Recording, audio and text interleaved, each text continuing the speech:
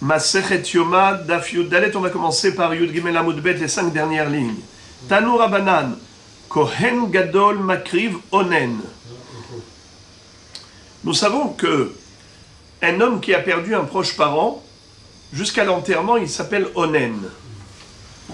Le Onen, si c'est un Kohen qui servait dans le Beth Amikdash, alors il y a une différence entre Kohen Gadol et Kohen Hediot. Le Kohen Gadol, bien que Onen, il continue son travail. Il a le droit d'officier dans le Saint-Temple.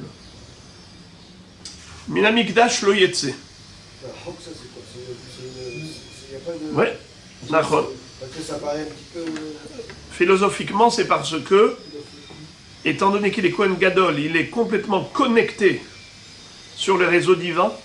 Ça veut dire qu'il n'a rien à faire avec les affaires de ce monde.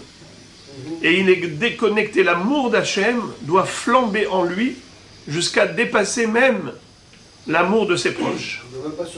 Il ne va même pas les accompagner, contrairement au Kohen Hediot qui va se rendre impur pour ses proches parents.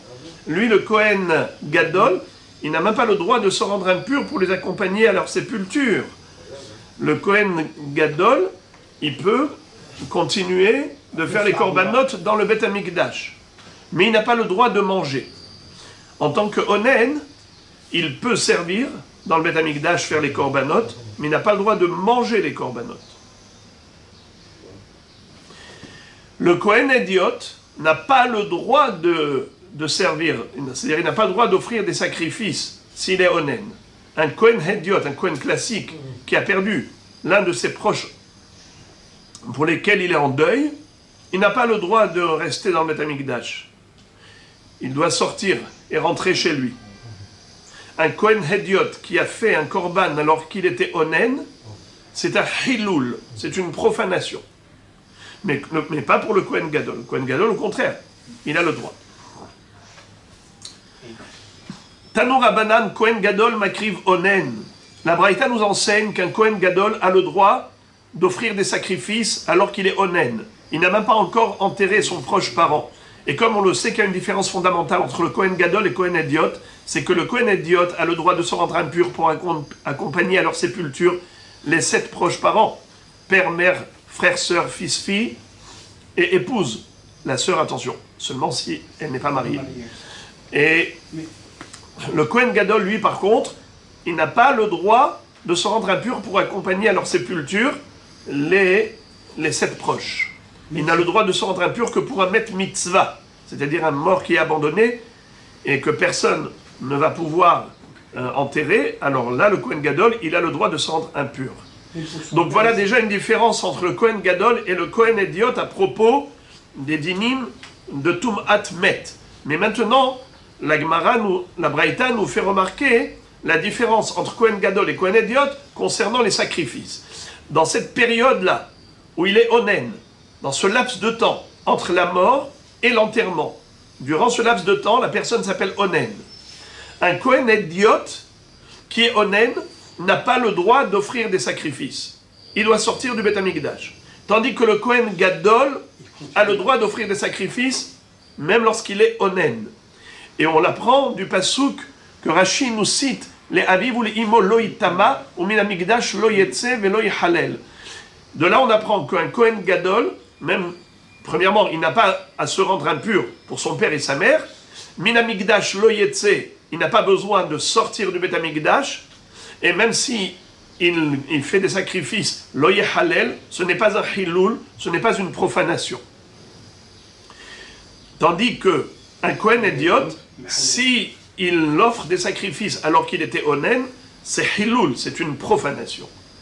Mais la Braïta nous dit, bien que le Kohen Gadol a le droit d'offrir des sacrifices lorsqu'il est Onen, mais eno ochel, mais il n'a pas le droit de manger, comme ça dit Rashi. Eno ochel, shelo utrakan ela avoda, vekadashim asurim la Onen, kal vachomer mi maaser hakal shamra Torah, lo achalti beoni mimenu.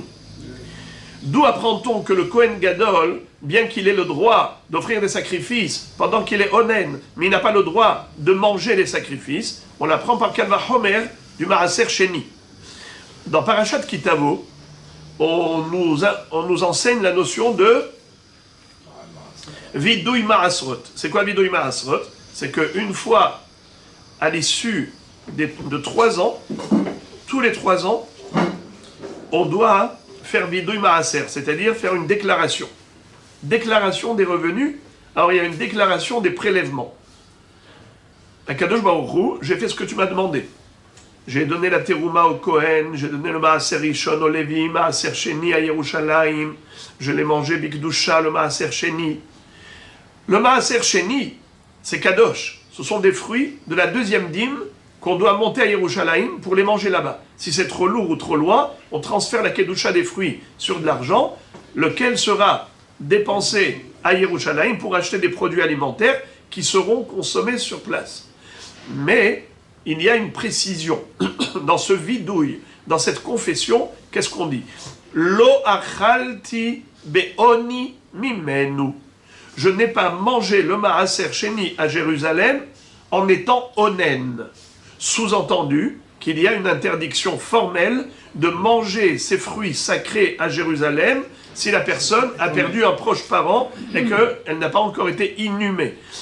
En tant que onen, assourd de manger Maaser Sheni. Alors, Kalva Homer, si déjà Maaser Sheni, c'est une Kedusha légère, c'est interdit, à plus forte raison, les korbanot, qui sont d'une Kedusha supérieure aux fruits de Maaser Sheni. Alors, c'est sûr qu'un onen n'a pas le droit de manger les korbanot. Alors, c'est ça ce que nous dit Rashi. Bien que le Kohen Gadol ait le droit de sacrifier des korbanot en étant onen, mais il n'a pas le droit de les consommer. Mais eno ochel. Rabbi Yehuda Omer kol hayom. Rabbi Yehuda nous dit quelque chose qu'on ne comprend pas. Il dit kol hayom. C'est quoi kol hayom? De quoi il parle? Et la Gemara demande Maï kol hayom. La Gemara va donner une première interprétation, elle va la réfuter et en donner une dernière. Amarava. Lo nitzrecha ela lehavio mitoch beto.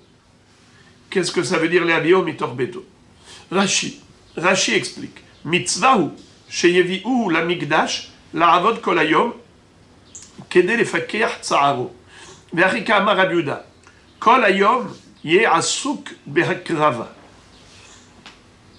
Rabbi Yehuda nous dit que non seulement que le Kohen Gadol peut offrir des sacrifices lorsqu'il est honnête, mais carrément, on allait le chercher de chez lui si jamais il n'était pas au Beth Amikdash au moment du Korban. Il n'était pas au Beth Amikdash. Ça veut dire que, excusez-moi, au moment où il est devenu onen. Au moment où il est devenu onen, il était chez lui. Alors Rabbi Yehuda dit, maintenant qu'il est devenu onen, va le chercher et dis-lui de venir au Beth Amikdash, d'offrir des sacrifices. Et Rachid dit pourquoi? Les fakeach tsa'aro. Pour justement essayer d'apaiser sa peine, son chagrin.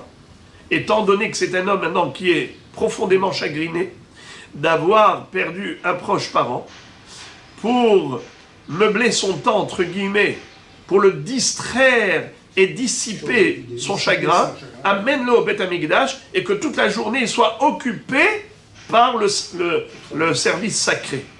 Au lieu qu'il reste à la maison et qu'il se dise accompagner le défunt, il ne peut pas. Il est juste là à la maison en train de pleurer. Eh bien on lui dit non, au lieu de rester à la maison pour pleurer ton défunt, viens au Beth Amikdash, tu vas t'occuper des korbanot et c'est comme ça que justement tu vas dissiper ton chagrin. C'est comme ça que la Gemara a compris la kavana de Rabbi Yehuda. Kol hayom, c'est quoi kol hayom? Que toute la journée, il va se mettre au service sacré. Amar le Abaye, Abaye dit c'est impossible. Hashta le Rabbi Yehuda, apuke mafkinan le, detanya, haya omed makriv, al gabe amizbeach, veshama shemet lomet, maniach avodato veyotse, dibre Rabbi Yehuda, Rabbi Yossi Omer, igmor. Ve'at amart, maïtinan leh mitor beto. Abaye, sur quoi il s'appuie pour réfuter cette interprétation de Rava, qui a dit que Kol Hayom, quand Rabbi Yehuda a dit Kol Hayom, ça veut dire quoi Kol Hayom? On va chercher le Kohen Gadol de chez lui et on va lui dire, maintenant passe la journée dans le Beth Amikdash à faire des sacrifices. Kol Hayom, pour oublier ton chagrin. C'est impossible, pourquoi? Car Rabbi Yehuda et Rabbi Yossi, on retrouve à propos du Kohen Hédiot qu'ils ont eu un débat. Et nous voyons que Rabbi Yehuda est plus strict que Rabbi Yossi à propos d'un Kohen Onen. Eux, ils ne parlent pas d'un Kohen Gadol. Eux, ils discutent à propos d'un Kohen Hédiot. Certes. Mais du Kohen Hédiot, Abaye déduit quelle est la position de Rabbi Yehuda par rapport au Kohen Gadol.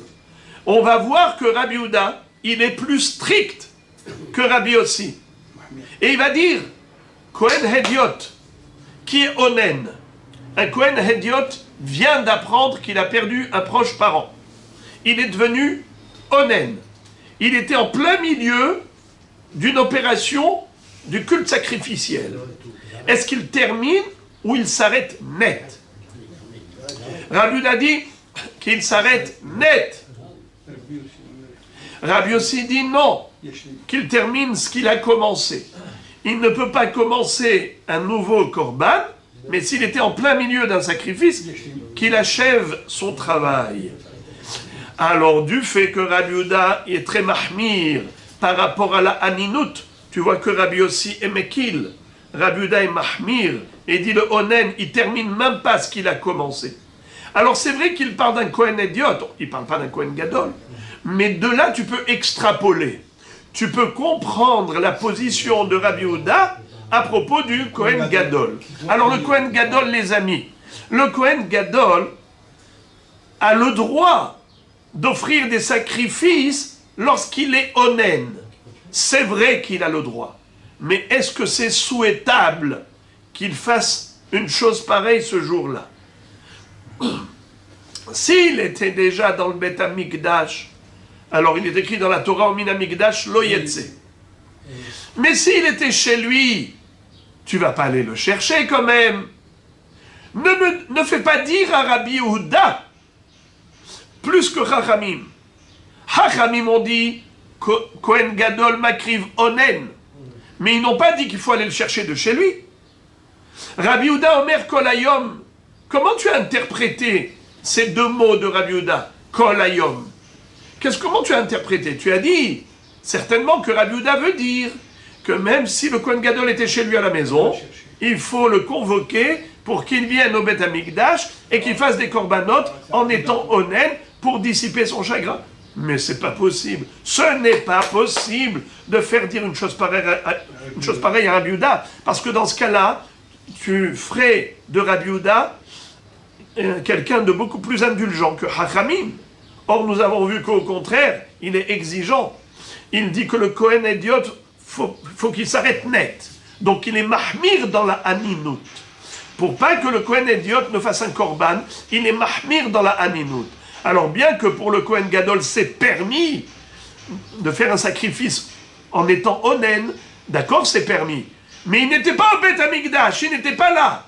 Tu vas aller le chercher de chez lui. Ce n'est pas possible de faire dire une chose pareille à Rabbi Yehuda.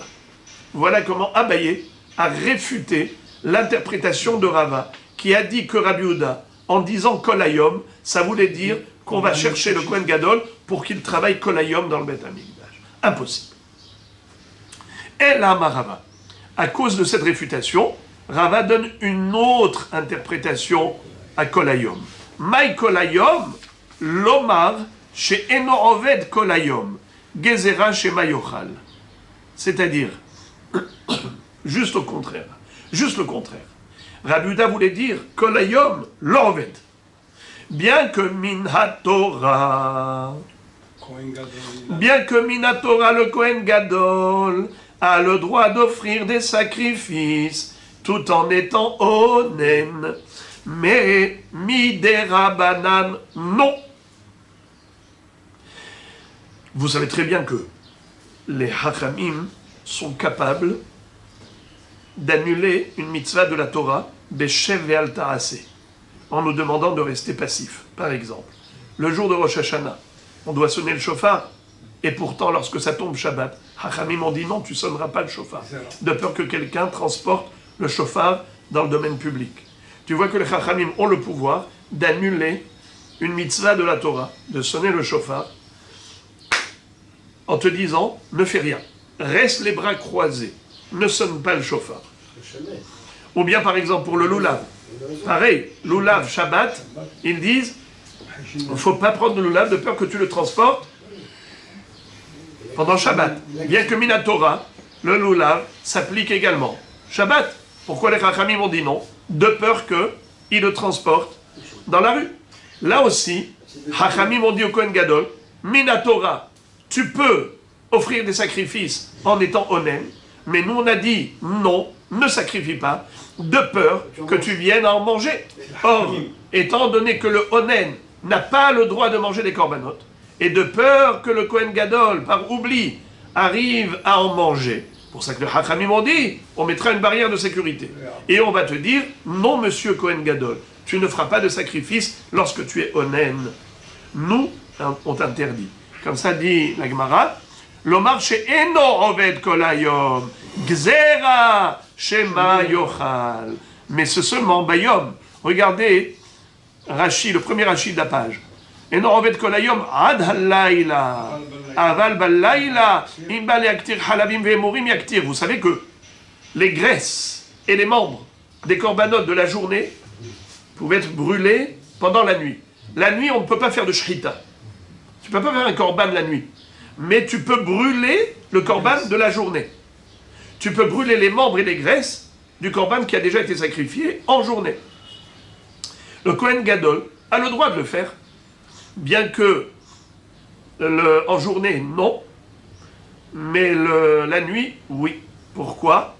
Parce que c'est Aninut Leila, comme ça dit Rashi, Gzera shema yochal kol hayom asur be'achilat kodashim min haTorah. Pendant la journée, le Kohen Gadol n'a pas le droit de manger un korban lorsqu'il est onen. Aval be'aninut halayla, mais à la tombée de la nuit, mishenikbara met bayom, en amidivre Torah et l'amidivre sofrim. La aninut de la nuit, c'est que Mindera banan, l'achi shamainane le Rabbi Yehuda maseret zvachim, l'achi kama Rabbi Yehuda, kol hayom u be'aninut velo yakriv. Quand est-ce que Rabbi Yehuda dit qu'il ne faut pas que le Kohen Gadol offre des sacrifices de peur qu'il vienne en manger en tant que onen? Et un onen, c'est asur mina Torah de manger des corbanotes, c'est seulement en journée. Mais à la tombée de la nuit, il n'est plus onen mina Torah. Il est onen que midera banan. Là, il n'y a pas de risque. Pardon. Oui, il n'y a pas de risque qu'il transgresse un Issour Torah. Puisqu'il ne va pas transgresser un Issour de la Torah. Alors de ce fait, on ne va pas faire de Xéra la nuit. On a fait une Xéra qu'en journée. Et maintenant, la Gemara pose la question suivante. Omi Gazar Rabbi Yehuda Shema Yochal. Est-ce que Behemet Rabbi Yehuda a fait une Xéra de peur que la personne, que le Kohen Gadol arrive à en manger de ses sacrifices? Alors il lui interdit Midera Banan d'offrir des sacrifices lorsqu'il est honnête. Pourtant, nous voyons que Rabbi Yehuda ne craint pas que le Kohen Gadol mange des corbanotes. Au contraire, il permet au Kohen Gadol de faire des sacrifices le jour de Kippour. Regardez. Ve'atnan, on a appris dans la Mishnah. Rabbi Yehuda Omer, Af Isha Aheret Matkinin Lo Shema Tamut Ishto. On avait vu dans la première Mishnah de Maseret Yoma que Rabbi Yehuda disait qu'il fallait préparer pas seulement un Kohen Gadol pour le remplacement éventuel, si jamais le premier Kohen Gadol devenait impur, alors il y avait un remplaçant, mais également préparer une deuxième femme, parce que la Torah demande que le Kohen Gadol soit marié et pas célibataire. Or, si sa femme décède pendant Kippour, alors comment va-t-il faire la avoda? C'est la raison pour laquelle il fallait mettre à sa disposition une deuxième femme pour que si jamais la première mourait, qu'il puisse être marié avec la seconde. Shemet amot ishto. Ve'ima ita ishto, avid avoda, ve'lo gazar Rabbi Yehuda, shema yochal. Et tu vois que même si sa femme est décédée, il peut continuer la avoda. Parce que qu'est-ce qu'on est en train d'organiser? Rabbi Yehuda, il est en train d'organiser quoi? Le culte sacrificiel de Yom Kippourim. Par qui? Par le Kohen Gadol. Un Kohen Gadol qui a perdu son épouse, qui est décédée pendant Kippour. Oui. D'accord? Ça veut dire qu'il faut juste répondre aux critères de Beto. Il faut juste qu'il soit marié, qu'il ne soit pas célibataire. Alors comment tu vas faire pour assurer son mariage? Eh bien, s'il est marié le matin à une femme, l'après-midi il est marié à une autre femme. D'accord? Oui, mais l'après-midi il est marié à une autre femme. Pourquoi? Parce que la première elle est morte le matin. Alors, il est onen ou il n'est pas onen? Il est onen. Alors comment il peut servir dans le Saint-Temple?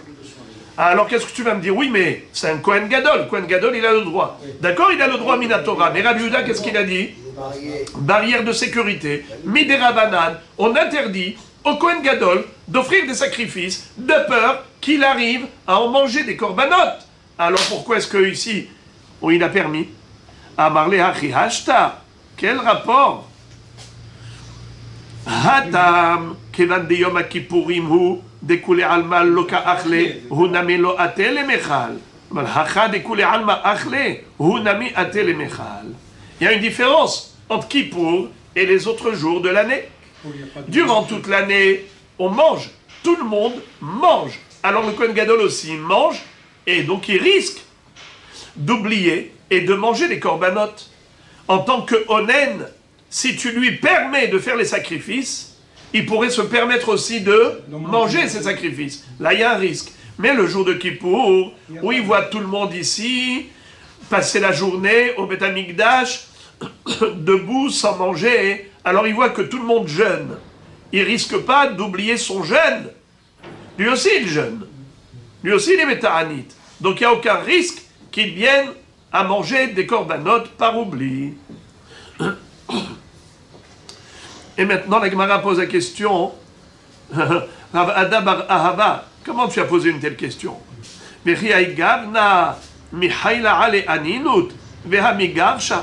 Comment tu poses une telle question? Mais cet homme-là, il n'est pas onen. Vous vous rappelez de l'histoire? Hier, on a appris, dans le DAF précédent, toutes les combinaisons possibles. Vous vous rappelez? Quand je vous avais dit d'attacher la ceinture, on avait vu tellement d'hypothèses de l'histoire de Rabbi Yehuda. Rabbi Yehuda dit, on lui préparait une deuxième femme. Mais si tu prépares une deuxième femme, ça lui fait deux bâtim. Et la Torah dit, V'chiper ba'ado ba'ad beto. Beto, c'est ba'it ehad. Alors, d'une part, alors qu'est-ce qu'il fait? Il donne un guet. Alors, tu donnes un guet, alors tu n'as rien gagné. Tu divorces ou tu te maries? Alors, soit tu as divorcé, avec la Gemara dans l'une des hypothèses, il a donné un guet aux deux. Alors quoi? Donc les deux, ils sont divorcés, alors il est célibataire. Et si il est marié à deux femmes, ce n'est pas bon. Il faut beto. Beto velo shnebatim. Alors finalement, on est arrivé à quoi? À l'histoire du Tnaï.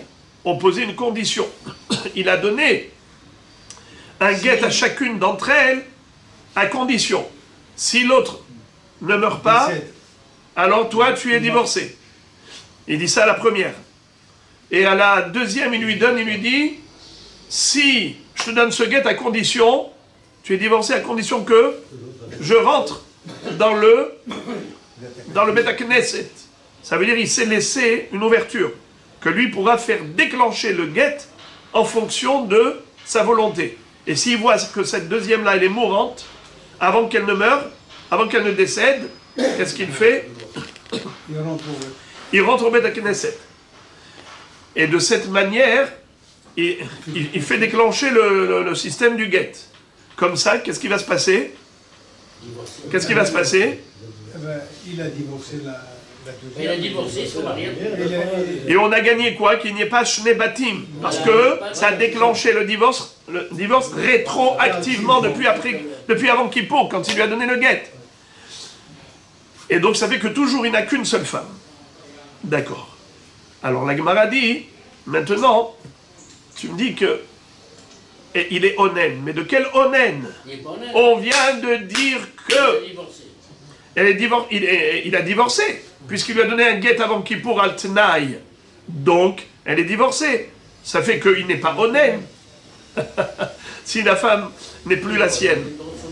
Alors comment tu me dis, Bichlal, comment tu as posé une telle question de Aninut?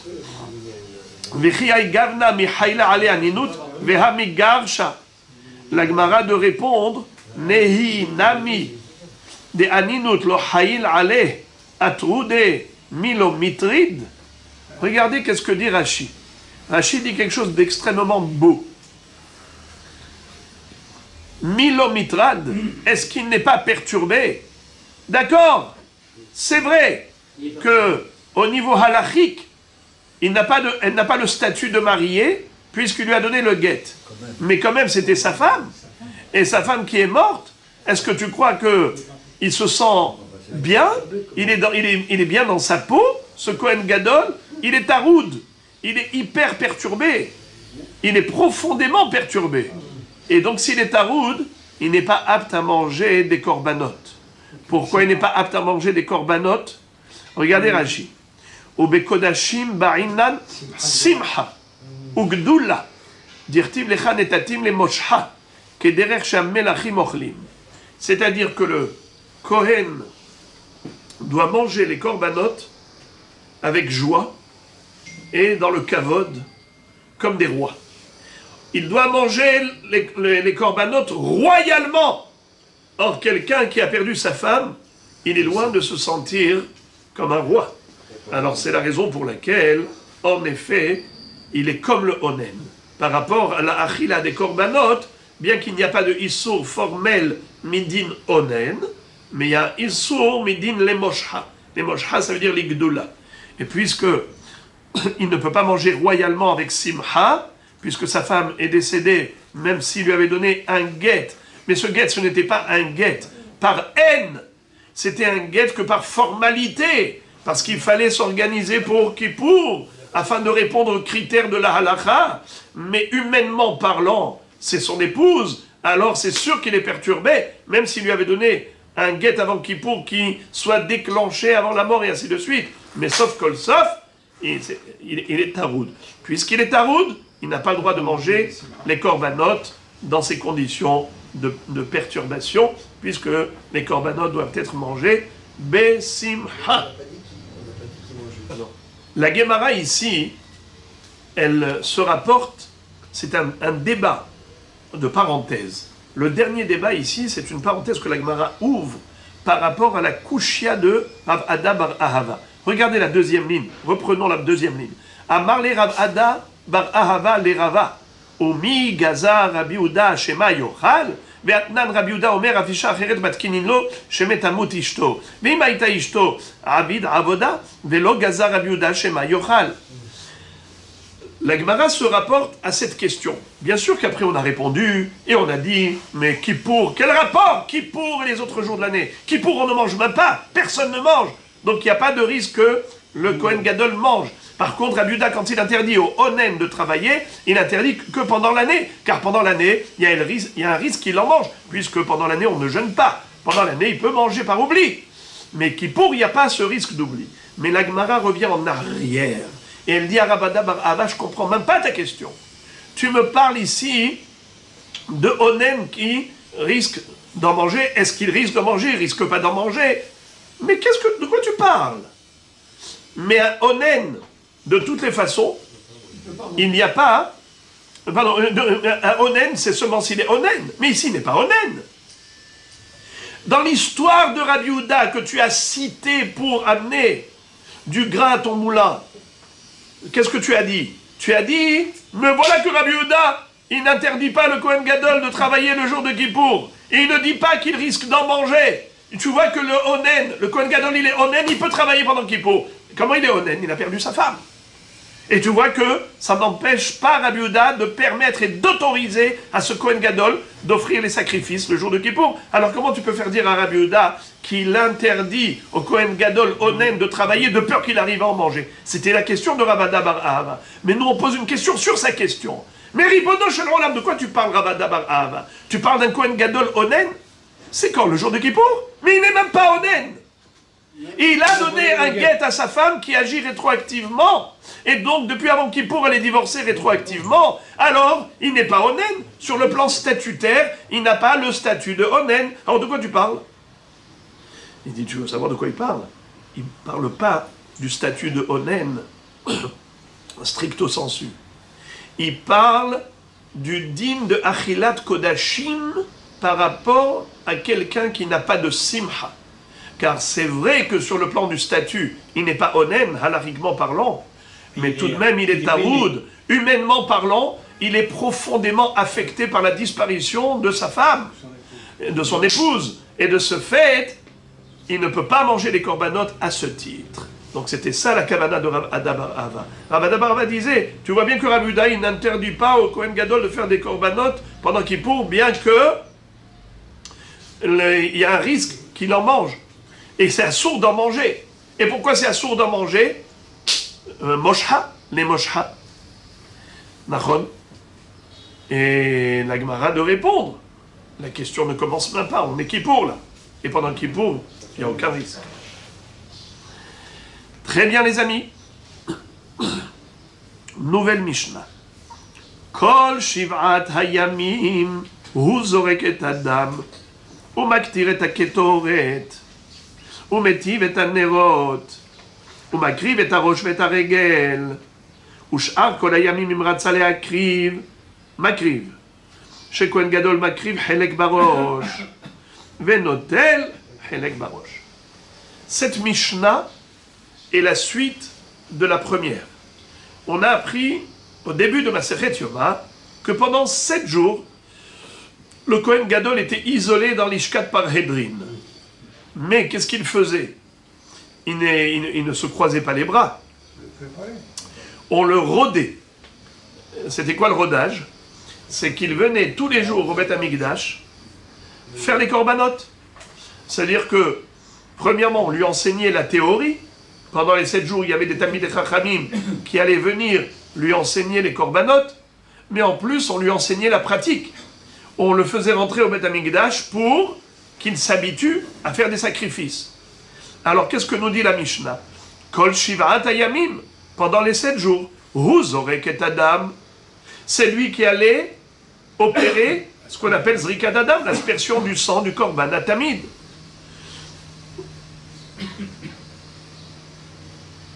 Umaktir et haketoret, et c'est lui qui allait offrir la ketoret tous les jours, comme vous le savez, que le matin et le soir, on allait offrir la moitié d'un mané le matin, mahatzito baboker ou mahatzito ba'erev. La ketoret tous les matins et tous les après-midi, c'est lui qui allait le faire. Ou metiv et anerot, c'est quoi metiv et anerot? Bonifier les veilleuses du candélabre, c'est-à-dire retirer la cendre, retirer les restes, les résidus de l'allumage de la menorah. C'est comme ça qu'il fallait faire tous les matins. Eh bien, pendant ces 7 jours, c'est qui allait être métiv et anerot? C'était le Kohen Gadol. Car vous le savez que normalement, toutes ces avodotes, tous ces travaux qui concernent le culte sacrificiel et le service sacré dans le Saint-Temple, c'était quelque chose qui se faisait par les Kohanim, par le billet du Goral, ce qu'on appelle Païs. Païs, c'est le tirage au sort, pour désigner qui fera quoi, parmi les Kohanim, puisqu'ils étaient nombreux. Alors qui va faire? Mais ça, c'est en temps normal. Mais pendant les 7 jours d'isolement du Kohen Gadol avant Kippour, c'était lui qui le faisait, pour l'habituer au korbanot le jour de Kippour. Umakriv et harosh et haregel. Le tamid shel shahar, l'holocauste quotidien, était après la shchita dépouillé et dépecé. C'est quoi dépecé? Démembré. On avait tous les membres. Et ensuite, les Kohanim, en temps normal, c'était eux qui allaient faire monter les, comment on appelle ça, les membres de l'Holocauste sur le Kevesh, sur la rampe, et après de la rampe au sommet de la rampe sur l'autel. Comme ça, on allait brûler et sacrifier les corbanotes. Mais il y avait un, comment on appelle ça, un ordre. Les Kohanim, celui qui allait faire monter le roche et le régel. Comme on va le voir Be'ezrat Hashem plus tard, on va voir quel était exactement le seder, l'ordre. Quels sont les membres qui étaient sacrifiés ensemble. Alors on devait sacrifier sur l'autel Harosh vers Régel, la tête et la patte.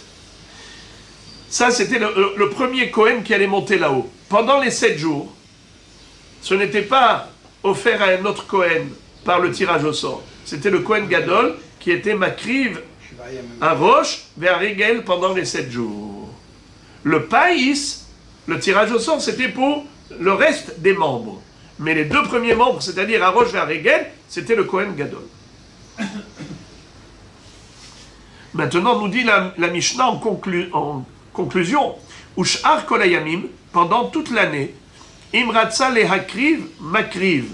Lorsque le Kohen Gadol voulait venir faire un des travaux sacrés dans le Beth Amikdash, il avait la primauté, la priorité.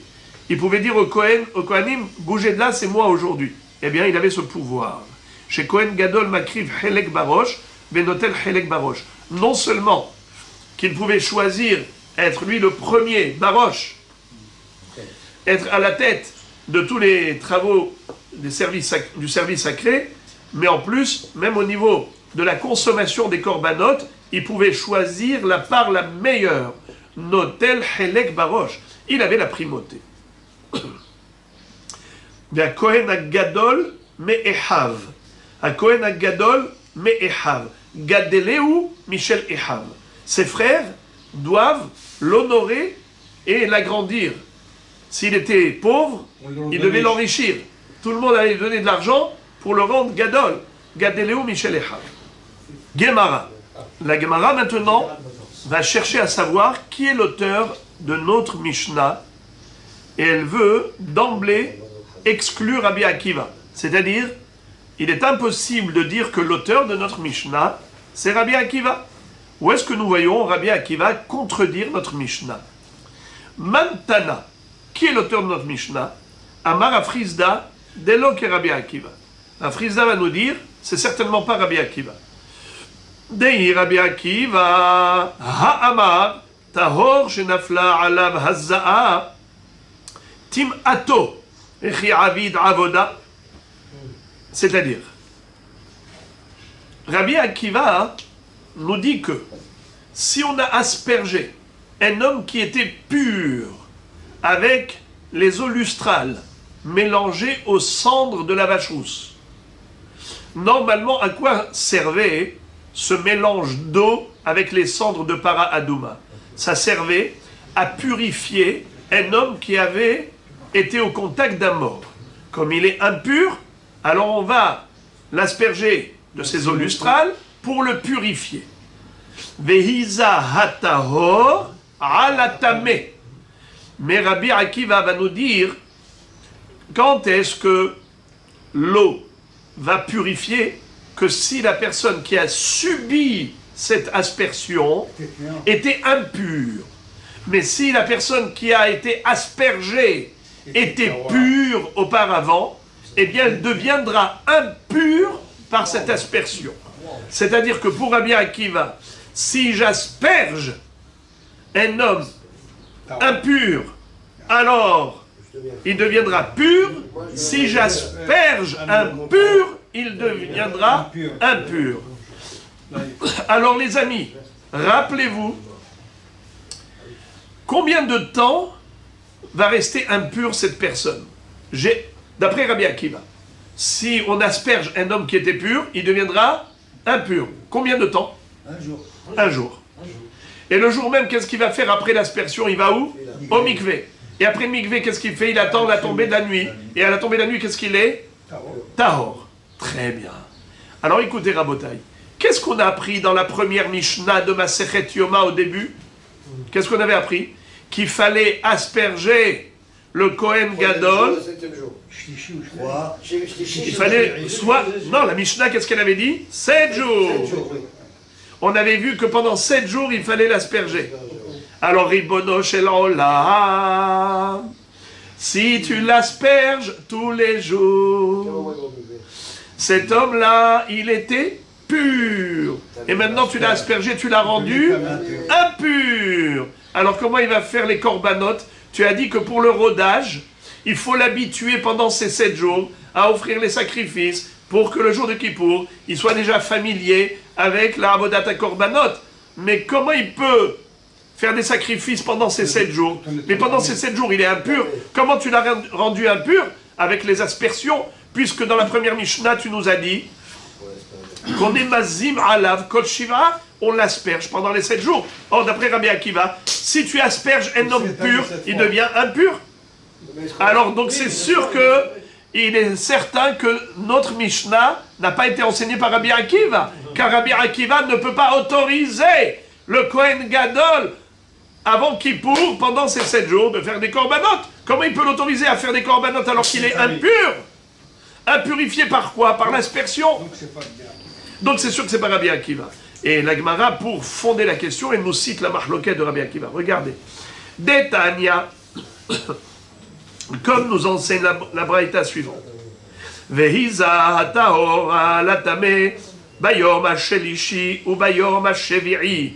Il est écrit dans Parashat Hukat qu'un homme qui était impur parce qu'il a touché le mort, alors un homme pur va l'asperger. Vehiza hatahor alatame. Celui qui est pur va asperger l'impur, le 3e et 7e jour. Alors regardez ce que dit Rabbi Akiva. Alatame, tahor, ve'alatahor, tame, dit vrai Rabbi Akiva. Ça veut dire que si on a aspergé un homme qui était tamé, alors en effet il va devenir tahor. Mais si on a aspergé un tahor, qu'est-ce qu'il va devenir? Tamé. Alors, tu vois bien que c'est impossible pour Rabbi Akiva que ce Kohen Gadol puisse sacrifier. Mais la Braïta nous cite l'opinion de Hachamim. La Hachamim omrim, en advarim alalu amurim, ela bidvarim amekabelim tum'a. Maïhi, keditnad, nitkaven lehazot ala behema veiza ala adam, im yesh ba'ezov, ishne. Nitkaven lehazot ala adam veiza ala behema, im yesh ba'ezov lo ishne. Qu'est-ce que ça veut dire? Les Hachamim, qui ne sont pas d'accord avec Rabbi Akiva, interprètent le même verset, mais différemment. Ils disent, il ne faut pas traduire littéralement ce pasouk. Veiza hataor alatame. Alors à ce moment-là, le tamé deviendra tahor.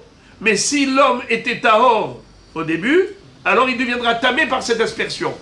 Ils disent, mapitom. C'est pas comme ça que nous on comprend le pasouk. Parce que Rabbi Akiva, qu'est-ce qui lui a fait dire ça? Vous savez qu'est-ce qui lui a fait dire ça? C'est que la Torah écrit 2 mots de trop. Veiza tahor, alatame, alatame. Mais évidemment, là-bas dans Parashat Hukat, où on parle de la vache rousse, eh bien, de qui on parle? On parle de quelqu'un qui a touché un mort. Donc il était évidemment impur. Et c'est lui qu'on asperge. Alors pourquoi tu as besoin de dire alatame? Veiza tahor, ala ish.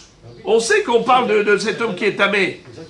Alors, tamé, c'est pas stam. C'est pour nous dire, comme ça, que davka, si tu es mazé, mazé ça veut dire asperge. Si tu asperges un homme impur, alors l'homme impur va devenir pur par l'aspersion. Mais si tu asperges un homme qui est pur, à cause de cette aspersion, il va devenir impur. C'est comme ça que Rabbi Akiva déduit. Hachamim disent non. Alatame, ça veut dire d'avar mekabel tum'a. Nous savons qu'un homme peut devenir tamé. Un animal ne peut pas devenir tamé.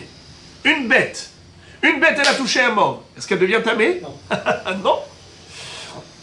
Alors, c'est de cela qu'il s'agit. Visa taor alatame. Quel est le din si par exemple tu as pris l'hysope, la branche d'hysope. Parce que vous savez comment on faisait? On allait tremper la branche d'hysope dans l'eau, et ensuite on allait asperger l'homme impur. Mais si tu as aspergé un animal, Ça sert à rien. Il est tombé. maintenant, imaginons, tu as aspergé l'animal, mais il te reste maintenant de l'eau dedans. Il reste encore de l'eau à l'extrémité de la branche. Maintenant, il y a un homme qui est impur et qui me demande, tu peux m'asperger? Est-ce que si je l'asperge, il est tahor? Eh bien non. Pourquoi? Pourquoi non? Étant donné que la première aspersion avait été faite à l'égard d'un animal, qui n'est pas Mekabel Tum'a, à l'égard d'un animal, ça s'appelle Melacha. C'est de l'eau qui a servi à la Melacha.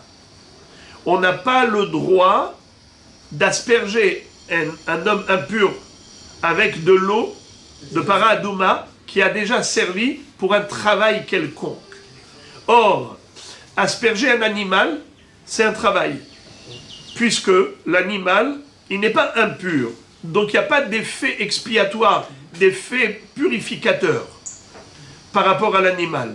Alors, puisque ça ne s'appelle pas effet, il n'y a pas d'impact de purification, alors comment ça s'appelle?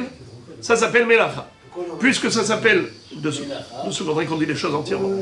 Puisque ça s'appelle Melacha, maintenant, si un homme impur te demande de l'asperger, eh bien ça ne servira à rien. Car c'est des résidus de l'eau qui a servi à une Melacha. Tandis que si la personne avait voulu asperger un animal, il a pris les eaux lustrales, c'est-à-dire il a plongé l'hysope, et il a fait comme ça pour asperger un animal. Et il s'est trompé, et il a aspergé l'homme qui était à côté. Rabotaï, est-ce que c'est valable? L'aspersion, elle est valable? Eh bien, l'aspersion n'est pas valable. Pourquoi? Parce que il faut aussi la kavana. Lui, sa kavana, c'était d'asperger l'animal, et l'eau, par maladresse, est arrivée sans intention sur l'homme. Alors, qu'est-ce qu'il faut? Il faut refaire. Qu'est-ce qu'il faut refaire? Eh bien, c'est pas grave. Il y a encore de l'eau à l'extrémité de la branche. Tu peux. Pourquoi?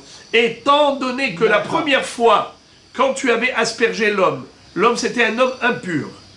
Un homme qui est Mekabel Tum'a, il est sujet à l'aspersion.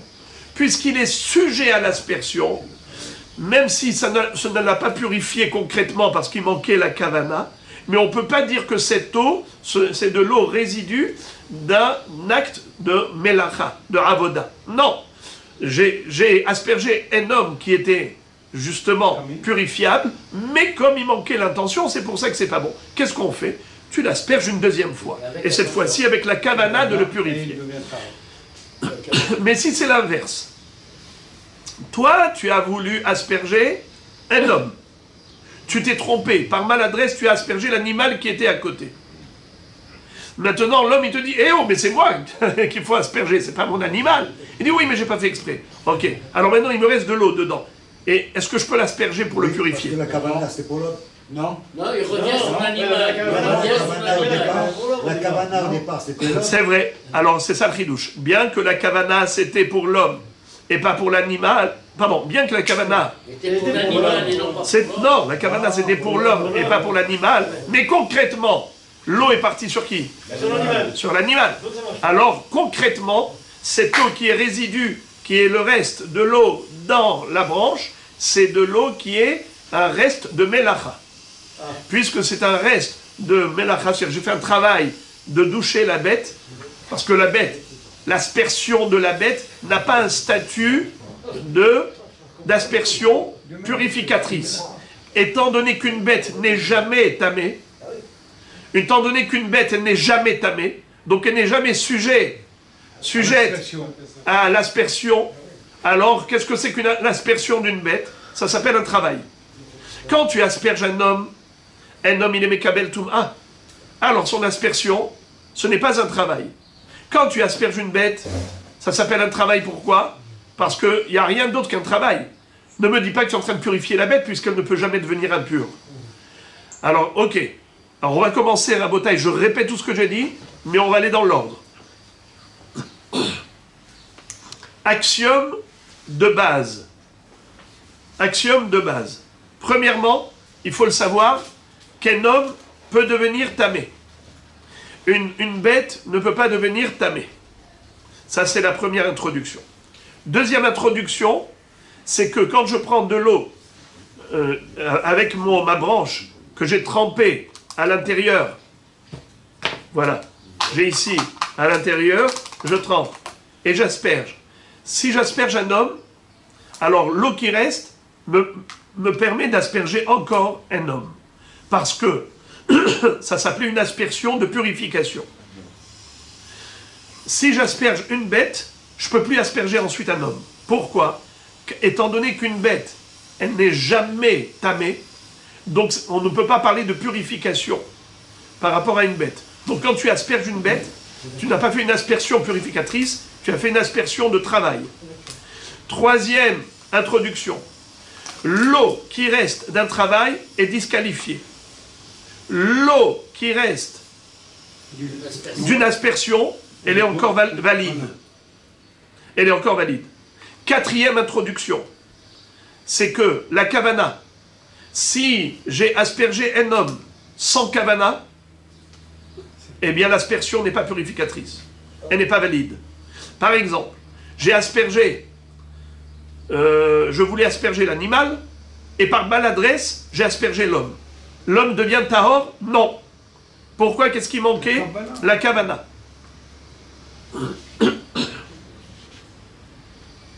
Alors maintenant, si je me suis trompé, j'ai voulu asperger la bête et j'ai aspergé l'homme. Et maintenant il me dit, alors je suis tahor? Je lui dis non, excuse-moi. Tu n'es pas tahor parce que j'avais une kavana d'asperger la bête. Alors il faut que je te refasse une aspersion. Est-ce que je peux utiliser la même eau, le reste de l'eau qu'il y a? Réponse oui. Pourquoi? Parce que la première fois concrètement, qui j'ai aspergé? J'ai aspergé un homme. Bien que ma kavana, c'était pas de l'asperger. Alors c'est vrai, donc ça ne suffit pas. Cette aspersion n'est pas valide, mais c'est pas un travail. C'est pas une melacha. Parce que j'ai aspergé un homme.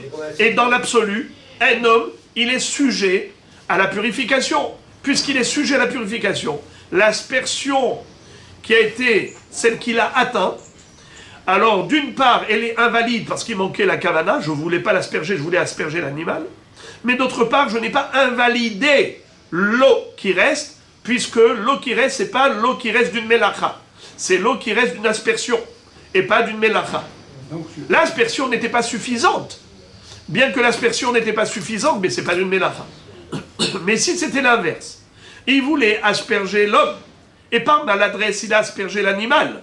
Maintenant, il lui reste un peu d'eau dans la branche d'hysope. Est-ce qu'il peut maintenant, à nouveau, asperger l'homme pour le purifier?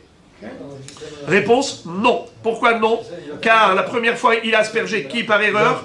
Il a aspergé l'animal. Quand on asperge un animal, comment ça s'appelle cette action? Melacha. Pourquoi melacha? Parce que l'animal n'est pas mekabel tum'a.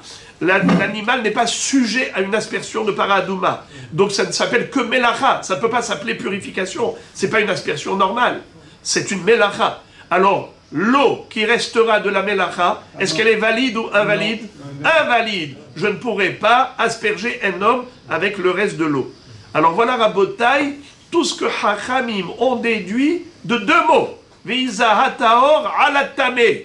Ça veut dire que qu'est-ce qu'on appelle eau de Haza'a, des eaux lustrales aptes à l'aspersion pour la purification d'un homme, c'est uniquement lorsque ça a été aspergé sur un tamé, c'est-à-dire un être humain, qui peut devenir tamé, mais d'avoir un mekabel tum'a, d'ailleurs, entre guillemets, entre parenthèses, même des kélim qui ont touché un mort, qui étaient au contact du mort, ces kélim-là doivent, pour être purifiés, être aspergés le 3e et 7e jour avec les eaux lustrales mélangées aux cendres de la vache rousse.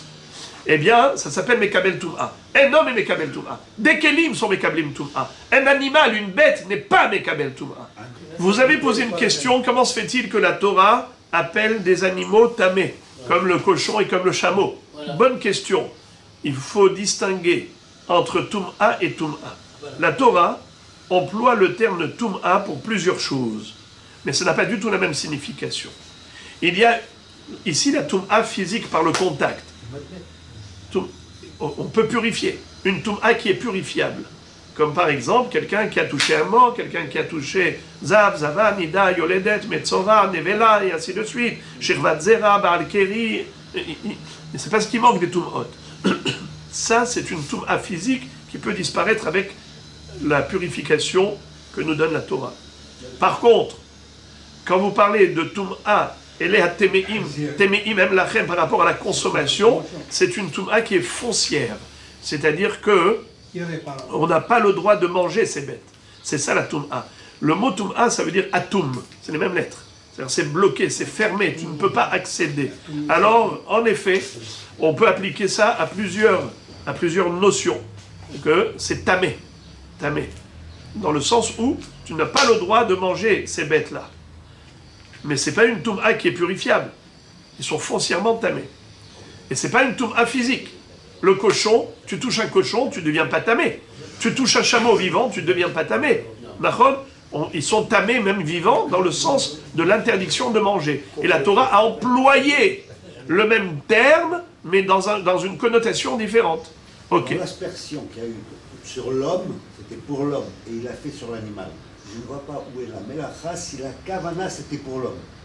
Parce que c'est la réalité, il faut aller selon la réalité. C'est une réalité de mélacha. Car concrètement, qu'est-ce qui s'est passé par maladresse, c'est aller sur l'animal. Est-ce que asperger un animal, c'est une mélacha? C'est une ravoda? Oui. Eh bien, cette mélacha, elle disqualifie. Et d'autre part, la kavana, oui, elle est à prendre en compte, mais dans le sens inverse, de la humra. C'est-à-dire que quand on asperge un être humain et il faut le purifier, à ce moment-là, ça ne suffit pas l'action. Il faut même l'intention. Donc parfois l'intention est à prendre en compte, parfois non. Alors je relis. Détania, je reprends tout. Détania, la mahloket entre Rabbi Akiva et Chachamim. Veiza taor alatame. La Torah nous dit que l'homme pur va asperger l'homme impur qui a touché le mort. Alors qu'est-ce que dit Rabbi Akiva? Alatame tahor, ve'ala tahor tame. Dit vrai Rabbi Akiva. Si l'homme pur a aspergé un homme impur, l'impur devient pur. Mais si l'homme pur a aspergé un homme pur, il a rendu impur. Hachamim Omrim, Hachamim disent, pas du tout. Moi je vais t'expliquer c'est quoi Veiza taor alatame.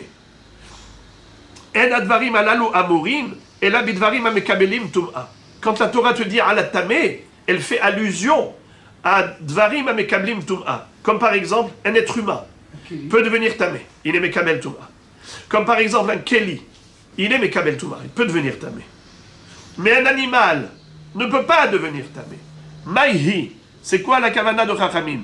Keditnan, comme on a enseigné dans une Mishnah. Nitkaven lehazot ala behema veiza ala adam. Si quelqu'un avait l'intention d'asperger la bête et par maladresse il a aspergé l'homme, im yesh ba ezov ishne. Si il reste dans la branche d'hysope encore une quantité d'eau suffisante pour l'aspersion, ishne. C'est quoi ishne? Il recommence. Bravo. Ishne, ça veut dire il recommence. Ça vient de quelle est la racine? Shenaim, doublé. Par contre, inversement, ce n'est pas bon. Nitkaven lehazot ala adam veiza ala behema. S'il avait l'intention d'asperger l'homme impur et il a aspergé la bête, alors dans ce cas-là, im yeshba ezov lo ishne. Même si il y a dans le ezov une quantité d'eau suffisante pour asperger à nouveau l'homme, lo ishne. Il ne faut pas qu'il l'asperge à nouveau. Pourquoi?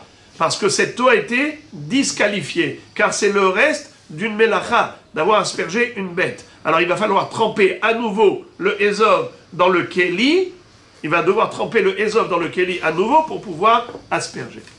Et la Gemara maintenant rentre dans le débat, c'est-à-dire il faut analyser la raison de Rabbi Akiva, pourquoi il a dit ça, et pourquoi Hachamim ne sont pas d'accord. Maïtama de Rabbi Akiva. Pourquoi Rabbi Akiva dit cette chose qui paraît tellement bizarre que si on asperge un homme qui est impur, il deviendra pur, mais si tu asperges un homme qui est pur, il deviendra impur. D'où il a sorti ça? Réponse, Nirtov Rahamana Viza Tahor Alav. La Torah elle aurait pu dire Viza Tahor Alav. C'est quoi Alav?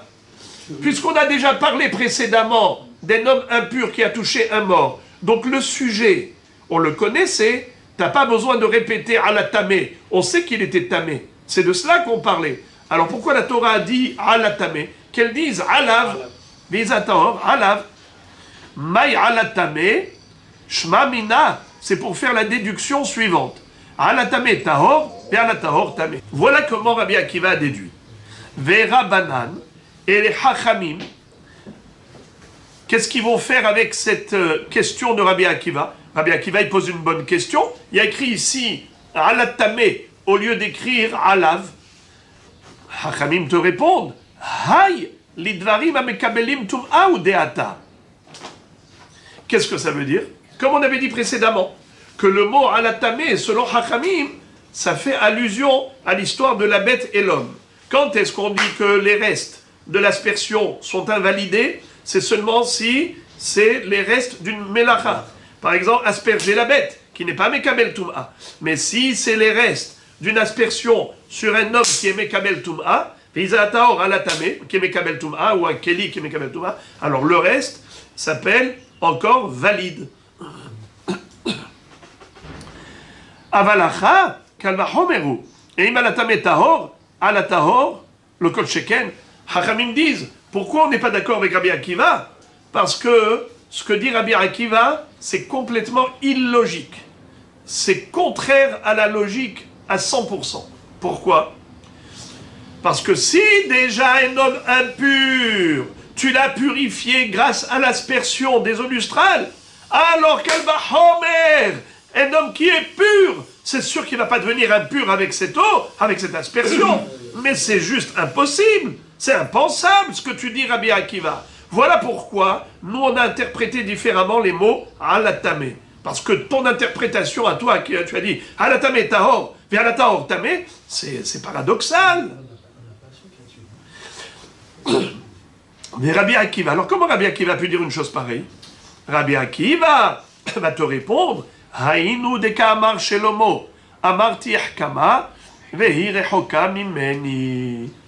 Alors, Rabbi Akiva te répond Toda Rabba. Merci Hachamim d'avoir soulevé ce paradoxe. C'est ce qui me permet justement de dire que Zot Hukat Torah. La paradouma s'appelle Hukka. Pourquoi Hukka?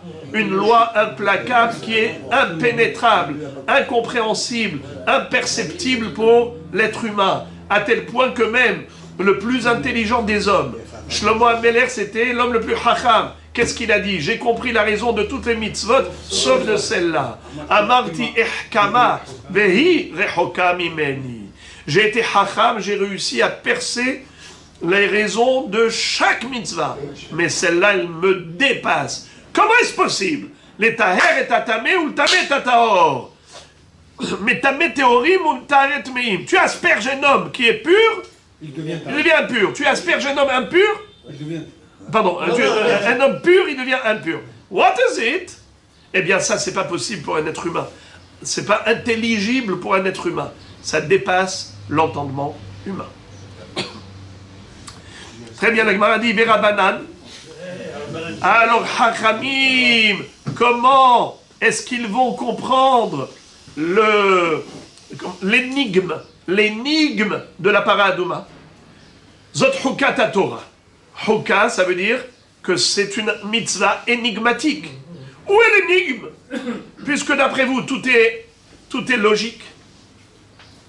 Alors, Hachamim disent non. Nous aussi, on a quelque chose qu'on ne comprend pas. C'est quoi? Verabanan, haou, lamazé, velamazin alav, tahor, venogea bahem tamé. Qu'est-ce que ça veut dire? Le mazé et le nisa. Le mazé, c'est qui mazé? L'aspergeur. Mais, et c'est qui le mazin alav? C'est l'aspergé. L'arroseur et l'arrosé. Alors maintenant, les deux, l'arroseur et l'arrosé, on a dit que quoi? Qui sont théorim. Les deux, ils restent purs, d'après Chachamim. Mais celui qui touche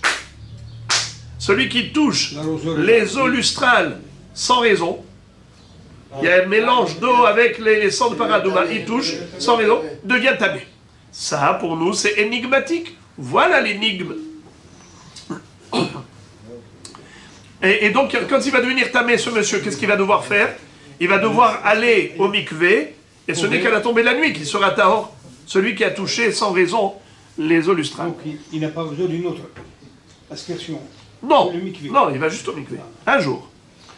Alors la Gemara dit, au mazé tahor, comment ils peuvent dire une chose pareille, que l'arroseur est tahor, vehaktiv, au mazé mehanida, yechabes begadav. Donc il est tamé aussi. Qu'est-ce que ça veut dire? On a une règle. On a un pasouk qui dit au mazé mehanida, yechabes begadav. Celui qui asperge, l'arroseur, mehanida, qui peut me traduire les mots mehanida. Les eaux de la nida, c'est quoi? C'est quoi? Alors les frères et les amis, le mot nida, en hébreu, le dalet, parfois, permute avec le zaïn. Dalet et zaïn peuvent permuter. C'est-à-dire, comme si c'était écrit, mazé mehaniza. Mehaza'a. Le mot menida, ça veut dire l'eau de l'aspersion. Nida, ici, ça ne veut pas dire la femme nida. Ici, nida, ça veut dire l'aspersion. Ou mazé mehanida, celui qui va arroser avec les eaux de l'aspersion. Lui, yechabes begadav. Qu'est-ce que ça veut dire yechabes begadav? Non seulement qu'il va devoir se purifier lui-même en rentrant au mikvé, mais même ses vêtements sont devenus tamés, il va devoir les tremper au mikvé pour les rendre purs. Ça veut dire que Mazé, l'homme arroseur, qui a aspergé, lui aussi devient tamé. Alors comment Hachamim ont dit que le Mazé, ou Mishemazin Alam, l'arroseur et l'arrosé, eux ils restent tahor. C'est-à-dire eux ils sont tahor. C'est une contradiction. Mais qui est-ce qui devient tamé? Que celui qui a touché les eaux sans raison. Ce n'est pas vrai. Tu vois bien dans le Passouk Mefourash, que même l'arroseur, il devient tamé, à tel point que même ses vêtements deviennent tamés. Il doit les tremper au mikvé. Il va aller lui et ses vêtements au mikvé. C'est logique parce que s'il touche En tout cas, c'est écrit, c'est un Passouk. Comment vous pouvez contredire un Passouk? La Gemara de répondre. Maïmazé, Nogeya. Tu veux savoir que veut dire le mot mazé? C'est celui qui touche l'eau. Alors la Gemara pose la question, elle dit Ve'aktiv mazé, ve'aktiv Nogeya. Je comprends pas. Comment tu peux dire une chose pareille? Mais dans le passouk, il est écrit, on parle de deux personnes. On parle de celui qui a touché, qu'on appelle en hébreu Nogeya, et on parle de l'arroseur qui s'appelle Mazé. Je vous lis le passouk, vous n'avez pas sous les yeux. Vehaïta lahem lehukat olam, ou Mazé mehanida yechabes begadav, ve'anogea bemehanida itma ad haarev. Il est écrit que celui qui touche l'eau mélangée aux cendres d'un paradouma, il deviendra tamé, il rentre au mikvé, et le soir il est tahor. Mais celui qui a arrosé, Mazé mehanida, non seulement que lui-même il doit aller au mikvé, mais même ses vêtements. Donc tu vois bien que dans le même passouk, on a parlé de deux individus, on a parlé du mazé et on a parlé du nogeya. Alors ne me dis pas que le mazé c'est un nogeya. Surtout ne me dis pas une chose pareille, que c'est la même personne. Il est mazé et nogeya. Mais tu vois bien que dans le passouk, on a parlé de deux individus, on a parlé du mazé et du nogeya. D'ailleurs chacun, il a une impureté différente. Un, c'est l'impureté que de son corps, le nogeya, et le mazé, même ses vêtements. Alors qu'est-ce que tu es en train de me dire là? Et la réponse de la Gemara, qu'elle est belle. La Gemara, avant de répondre d'abord, elle va dire Vérod, mazé, barikibus begadim, venogeya lo barikibus begadim. Tu vois que leur traitement, il n'est pas le même. Celui qui a touché seulement, il suffit qu'il se trempe au mikvé. Et celui qui a arrosé, il va devoir tremper même ses vêtements au mikvé. Alors, je ne comprends pas comment tu as pu donner une telle réponse. La Gemara dit, En fait, Behemet, on parle de mazé. Et pourtant, on voit que dans la Torah, il y a écrit Nogea et il y a écrit mazé. Ce sont deux choses différentes. Et là, maïmazé, nosé. En fait, on ne parle pas de Nogea, tu as raison. On parle de nosé. C'est quoi nosé? Porter, transporter. Celui qui touche, en effet, tu as raison. Celui qui touche, il devient tamé lui-même. Celui qui est mazé, on a dit, il reste tahor. Alors c'est qui devient tamé? Tamé, c'est celui qui transporte juste.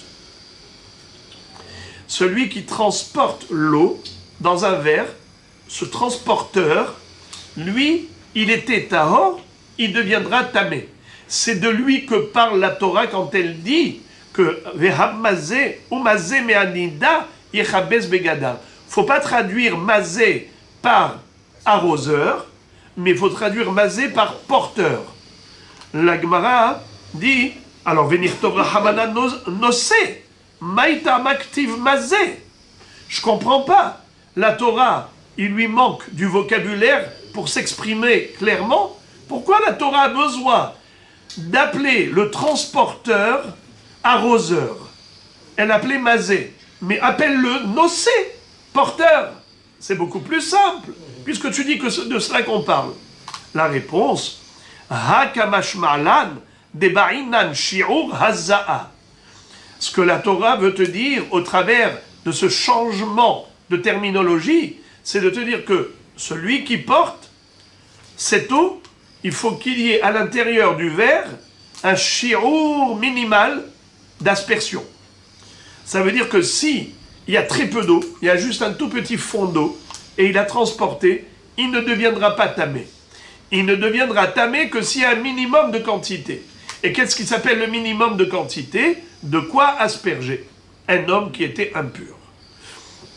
Et la Gemara plus tard va nous dire exactement quelle est la quantité de l'aspersion. Mais d'abord, la Gemara pose la question suivante et elle dit Hani haleman de amar haza'a tzricha shi'ur ela leman de amar haza'a en tzricha shi'ur mai ikalememar. Tu as réussi à trouver une échappatoire. Tu me dis Behemet, mazé, c'est nosé, c'est le transporteur. Et pourquoi est-ce qu'on a écrit mazé? Pour nous dire que le shi'ur qu'il faut transporter pour devenir tamé, c'est un shi'ur de haza'a, d'aspersion. Mais la Gemara réfute en disant, mais on connaît la mahloket. Il y a un grand débat à savoir, est-ce que pour purifier un homme qui était impur avec l'aspersion, est-ce qu'il y a un minimum d'eau à avoir pour l'aspersion, ou bien même une goutte, ça suffit. Il n'y a pas de shi'ur minimal. Il faut juste qu'il y ait une goutte d'eau qui atteint le bonhomme et ça suffit. Donc, tu vois que il y a une mahloket. Est-ce que bichlal, il faut un minimum ou pas de quantité d'eau? Alors la Gemara dit, ta réponse, elle était belle, d'après celui qui dit qu'il faut, oui, un minimum de quantité lors de l'aspersion. Mais d'après celui qui dit que l'aspersion ne requiert pas de minimum de quantité d'eau, alors ça fait que quand tu transportes, il n'y a pas de shi'ur minimal. S'il n'y a pas de shi'ur minimal, pourquoi la Torah l'a appelé mazé? Elle aurait dû l'appeler nosé, porter, plutôt que de dire asperger. D'après celui qui dit que l'aspersion nécessite une quantité minimale, alors j'ai compris pourquoi la Torah, au lieu de l'appeler porteur, elle l'a appelé arroseur. Pour te dire que quand est-ce que le porteur devient tamé? Que s'il a transporté une quantité d'arrosage, d'aspersion, une quantité suffisante de quoi asperger le tamé. Mais d'après celui qui dit que l'arrosage, l'aspersion n'a pas besoin de quantité, il n'y a pas de minimum. Même une goutte, ça suffit. Alors la question revient à la case départ. Pourquoi la Torah, elle aurait qualifié le porteur de mazé? Ça n'a rien à voir. Mazé, c'est asperger. Nosé, c'est porter. Alors dis-moi qu'on parle de porter, ne me dis pas mazé. Il fallait employer le verbe porter, nosé, et pas le verbe arroser. Alors la Gemara donne une très belle réponse. elle dit Afilu leman de amar, haza'an tzricha shi'ur, hanemile agaba de gavra, aval bemana tzricha shi'ur. Ditna, kama yebahem v'yev kede haza'a, kede sheitbol, raché giv'olim ve'yazeh. Qu'est-ce que ça veut dire? La Gemara dit, tout ce débat, à savoir est-ce qu'il y a un minimum ou il n'y a pas de minimum, même une goutte suffirait pour purifier un homme, c'est un débat que par rapport à la rosée, que par rapport à l'homme qui a subi l'aspersion. Est-ce qu'il faut qu'il subisse une grande quantité, c'est-à-dire qu'il reçoive beaucoup d'eau, ou bien même une goutte suffit? Ça, c'est la mahloket. Mais au niveau du keli, où on met dedans de l'eau pour tremper dedans le bouquet d'hysope, la branche d'hysope, au niveau du keli, tout le monde est d'accord qu'il faut un minimum. Il y a un minimum, pas une goutte. Tu mets une goutte, ça ne sert à rien. Il faut un minimum. Quel est le minimum? Kede chez Yatbil Raché Giv'olim. Quand on prend l'hysope, alors au sommet de la branche, il y a des Giv'olim. Il y a des feuilles, il y a des bourgeons. Il y a des tiges. Eh bien, toutes ces tiges, toutes ces feuilles de l'hysope doivent être imbibées d'eau. Donc tout ça, ça doit être plein d'eau. Il y a une quantité quand même. Il y a une quantité. Ça, c'est le minimum. Alors, combien doit-il y avoir dans le keli? Au minimum, de quoi imprégner et imbiber Raché Giv'olim, le sommet de la branche d'hysope, l'extrémité. Par contre, au niveau de la personne, combien elle doit recevoir d'eau? Alors il y en a un qui dit même une goutte ça suffit. Et l'autre dit mais non, il faut qu'il reçoive tout, c'est-à-dire toute la quantité. Là il y a une mahloket. La mahloket elle est combien doit-il recevoir l'homme? Une goutte ou bien beaucoup? Par contre, au niveau du keli, tout le monde est d'accord que oui, il y a un minimum. C'est de quoi remplir l'hysope, le bouquet de l'aspersion. Alors, on a compris que Bémet, la Torah, quand elle a dit que il y en a un qui devient tamé, c'est qui? Le mazé, ou mazé me'anida. Mais Hachamim ont dit pas du tout. Le mazé, il reste à. C'est qui va devenir tamé? Quelqu'un qui a transporté sans raison cette eau-là. Mais combien... Alors pourquoi la Torah n'a pas dit transporter? Pourquoi elle a dit mazé?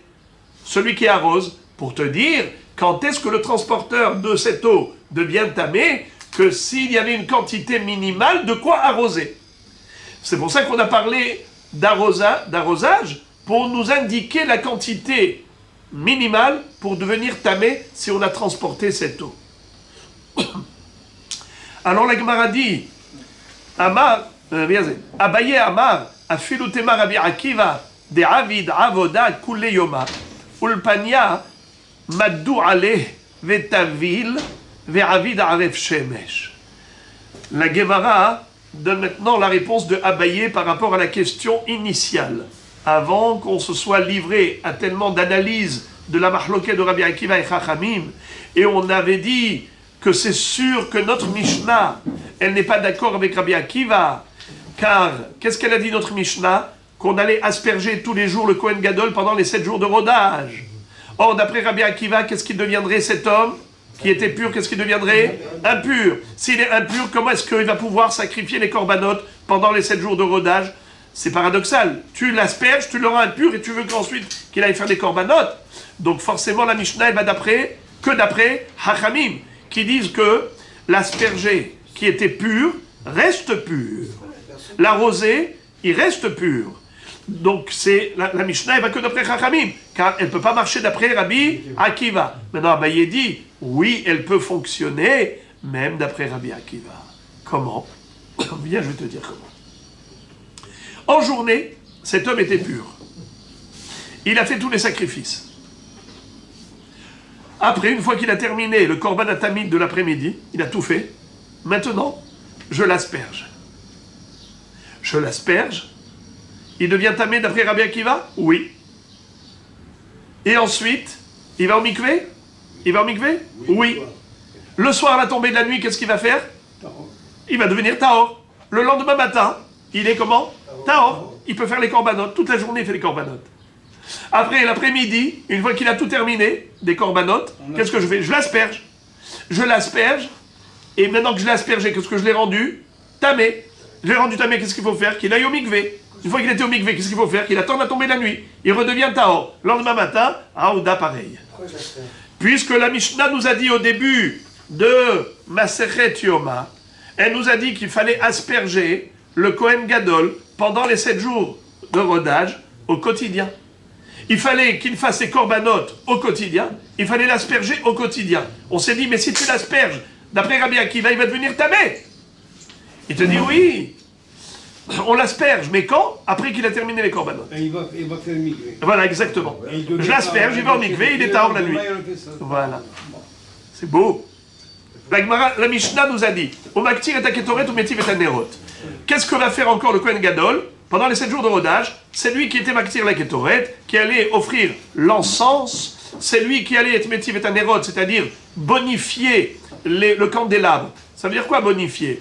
Lorsqu'on retire les cendres et quand on nettoie les godets du candélabre, ça s'appelle hatavat anerot, métiv. L'embellissement. L'embellissement, bravo. Elle sera plus belle. Alors maintenant, on nous dit comme ça. Maktir et aketoret. D'abord quoi? Il l'offrait, il allait sacrifier l'encens. Deuxièmement, qu'est-ce qu'il allait faire? Métiv et anerot. Il allait embellir la menorah en nettoyant les nérotes, les godets. Todaraba. Quelle déduction on a fait, Rabotai? Faites la déduction. Alma, Ketoret, Berecha, Vehadar, Nerot. Ça veut dire que l'ordre chronologique du service dans le Beth Amikdash, c'était que d'abord on faisait la Ketoret et ensuite on allait nettoyer les Nerot. Ormin, pourtant on a appris le contraire.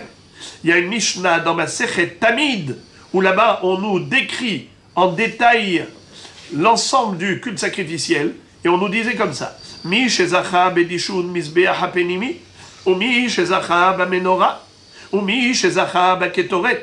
Là-bas, on nous explique exactement comment ça se passait avec le tirage au sort, et après la fonction de chacun, et le déroulement, et le procédé. Alors on nous disait qu'il y avait d'abord celui qui allait prélever les cendres du misbeach hapenimi. Misbeach hapenimi, c'est le misbeach hazahav, le petit autel en or, du bois recouvert plaqué or, qui était à l'intérieur du Echal, où on allait sacrifier la Ketoret, l'encens. Mais tous les matins, il fallait faire le Dishun. C'est quoi Dishun? Prélever les cendres pour nettoyer le Misbeach Hapenimi. Alors, premier Kohen, Mishe Zacha Bedishun Misbeach Hapenimi. Ensuite, Mishe Zacha Bamenora. Qui est-ce qui allait faire Atavat à Nerot de la Menorah? Nettoyer les Nerot de l'allumage de la nuit précédente. Omi Shezacha la Ketoret, et qui allait offrir l'encens, la Ketoret. Tu vois bien que Hatavat Nerot précédait la Ketoret. Alors comment notre Mishnah nous a dit que Maktir est à Ketoret ou Metiv est à Nerot? Contradiction par rapport à la chronologie. Amaravuna Mantana Tamid Rabbi Shimon Isha Mitzpahu. Tu veux savoir qui est l'auteur de la Mishnah Masechet Tamid qui a dit que d'abord on nettoyait la menorah et ensuite on faisait la Ketoret? C'est Rabbi Shimon qui habitait la ville de Mitzpah. La Gemara dit, ma pitom, au contraire, Rabbi Shimon Isha Mitzpah a dit juste le contraire. Où est-ce qu'on retrouve ça? Dites Nan, comme il est écrit justement dans une Mishnah de Masechet Tamid encore, Balo lekeren mizrachit tzfonit noten mizrachat tzafona. Ma'aravi dromit noten ma'arava daroma. C'est-à-dire, lorsqu'on allait asperger le sang de Korban Ola, de l'Holocauste quotidien, il fallait asperger, comment? On allait dans 2 angles qui étaient l'un en face de l'autre, et quand on aspergeait à l'angle, on allait automatiquement entacher de sang les 2 murs du misbéach. Puisque quand vous versez un liquide et vous l'aspergez sur un angle, automatiquement ça se bifurque et ça va sur les 2 côtés. Alors on allait à l'angle Mizrahat Safona, c'est-à-dire nord-est. Et là-bas, en effet, on allait asperger sur le nord-est. Les 2 murs nord et est étaient entachés de sang. Maharabi Dromit, ensuite il allait où? À l'angle sud-ouest, Ma'aravi Dromite, et là-bas Noten Ma'arava Droma. Et donc on avait encore les deux autres murs, le sud et l'ouest, qui étaient entachés de sang. Vetane Allah. Et à ce propos, il est écrit dans la Baraïta, Rabbi Shimon Isha Mitzpah, Meshane Betamid. Lui, Rabbi Shimon de la ville de Mitzpah, il changeait à propos de cette Mishnah de Tamid. Qu'est-ce qu'il disait? Mizrachit Tzfonit, Noten Mizrachat Tzafona, Ma'aravi Dromit, Noten Ma'arava Ve'acharkar Daroma. C'est-à-dire que, au début, il faisait une Zrikat Adam qui allait se dispatcher sur Mizrahat Tzafona. Ça veut dire que un jet de sang, une aspersion qui allait sur le nord-est, sur les deux murs. Mais ensuite, quand il allait du côté sud-ouest, il n'allait pas faire comme ça avec une aspersion. Il allait prendre son doigt et mettre un tiret de sang sur un mur et un autre sur un mur. Dans le sens où il n'allait pas faire comme il a fait dans le premier angle. Dans le premier angle, c'était une aspersion qui allait se bifurquer toute seule. Tandis que dans le deuxième, il fallait qu'il mette sur le sud et sur l'ouest. Ça, c'était Rabbi Shimon Isha Mitzpah. C'est comme ça que il disait que le korban à Tamid, bien que c'était un korban Ola, mais il était différent de tous les korban Ola. Un holocauste classique, c'est 2 aspersions qui font 4. Comme on a dit tout à l'heure, 2 qui font 4. 2 aspersions, mais 4 murs sont touchés. Tandis que pour le korban à Tamid, il disait, c'est vrai que c'est un korban Ola, mais c'est un Ola Tzibour qui est national, qui est spécial. Là, il y a 2 formes d'aspersion. Le premier angle, c'est aspersion. Le deuxième, c'est Daroma et Ma'arava. Alors tu vois que Rabbi Shimon Isha Mitzpah, ce n'est pas lui l'auteur de cette Mishnah de Masechet Tamid. Et là, Rabbi Yohanan, Mantana Seder Yoma, Rabbi Shimon Isha Mitzpah. Alors en effet, tu m'as convaincu. Ce n'est pas Rabbi Shimon Isha Mitzpah l'auteur de Masechet Tamid, mais c'est lui l'auteur de Masechet Yoma. Si ce n'est pas toi, c'est donc ton frère. Pour pas qu'il y ait de contradiction, alors on dit que c'est Mahloket. Mahloket entre qui et qui? Entre Hachamim et Rabbi Shimon Isha Mitzpah. Seulement, au début, on a cru que... Qui a dit quoi? On a cru que c'est Rabbi Shimon Isha Mitzpah qui est l'auteur de Masechet Tamid. Et là, c'est Hachamim. Rabbi Yohanan dit, puisque tu ne peux pas le dire, alors il faut juste inverser. C'est Rabbi Shimon Isha Mitzpah qui est l'auteur de Masechet Yoma et Hachamim de Masechet Tamid. Alors la Gemara, par rapport à cela, elle s'étonne également. Et elle dit, Verami Seder Yoma, à Seder Yoma, il y a une autocontradiction des Mishnayot Masechet Yoma. Pourquoi? Parce que selon ce qu'on a vu précédemment, Maktir et Aketoret ou Metiv et Anerot, d'abord la Ketoret et ensuite le nettoyage de la Menorah. Mais pourtant, il y a une autre Mishnah plus tard dans Masechet Yoma qui nous montre que la chronologie, c'était le contraire, que d'abord il y avait Hatavat Anerot et ensuite la Ketoret. Où est-ce que nous voyons ça? Dites Nan, comme on verra plus tard dans Masechet Yoma. Païs Hacheni, deuxième tirage au sort. Mishohet, à quoi il servait le deuxième tirage au sort? C'était pour désigner qui va faire la shrita du korban. Mizorek et Adam, qui va asperger le sang du korban sur le misbéach. Mi medachen misbéach apenimi, qui est-ce qui va aller nettoyer le misbéach hazahav des cendres de la kétoret de la veille. Mi medachen et menorah. Ah, qui est-ce qui va nettoyer la menorah? Et on n'a pas encore parlé de kétoret. Omi ma'ale evarim la kevesh, qui va faire monter les membres du korban ola du tamid sur la rampe. Païs hachelishi, troisième tirage au sort, Hadashim la Ketoret Bo'u Vafissou. Les Kohanim qui n'ont jamais fait la Ketoret venaient faire la Ketoret. Parce que la Ketoret, elle enrichissait. Voilà. Alors c'est pour cela qu'on voulait donner à chacun la possibilité de s'enrichir. Alors on disait Hadashim la Ketoret Bo'u Vafissou. Tu vois bien que lors du deuxième païs, deuxième tirage au sort, qu'est-ce qu'on avait? Nettoyage de la Menorah. Lors du troisième païs, troisième tirage au sort, qu'est-ce qu'on avait? La Ketoret. Alors tu vois que d'abord, nettoyage de la Menorah, et ensuite la Ketoret. Or ici, on a dit le contraire. Alors, Masechet Yoma se contredit. Alors la réponse, c'est quoi? Amar Abaye, la Kashia. Kan be'atavat shete nerot, kan be'atavat hamesh nerot. Ça veut dire quoi? Qu'on a d'abord le nettoyage des 2 nérotes et ensuite nettoyage des 5 nérotes. Notre Mishnah qui a dit que la Kétoret, elle devance les nérotes, c'est les shte nérotes. Et quand on a dit que le nettoyage des nérotes devance la Kétoret, c'est les hamesh nérotes. D'abord, on nettoyait les 5 nérotes. Les 5 lampes. Les 5 lampes, les 5 godets de la Ménorah. Il y avait 7 en tout. D'abord, on nettoyait à Tavat Hamesh Nerot. Ensuite, on avait la Kétoret. Et ensuite, la Kétoret, après la Kétoret, nettoyage des 2 Nerot. Demain, Bli Neder Be'ezrat Hashem, on va expliquer un petit peu qu'est-ce que c'est que cette histoire de 5 Nerot, 2 Nerot, la Kétoret entre les deux, et pourquoi. Les 5 et les 2, c'était la même Oui. personne. Ouais, parce que la Kétoret, ça permettait de s'enrichir. Donc voilà comment on a compris qu'il n'y a pas de contradiction dans ma Masechet Yoma. C'est vrai que ici, dans la première Mishnah, on a vu que la Kétoret devançait le nettoyage. Et dans l'autre Mishnah, on a dit que le nettoyage devançait la Kétoret. Ça dépend de quoi tu parles. Tu parles des 5 nérotes ou des 2 nérotes? Car entre les deux, il y avait la Kétoret. D'abord, nettoyage des 5 nérotes, Kétoret, nettoyage des 2 nérotes, et nous verrons Be'ezrat Hashem demain les détails à son propos.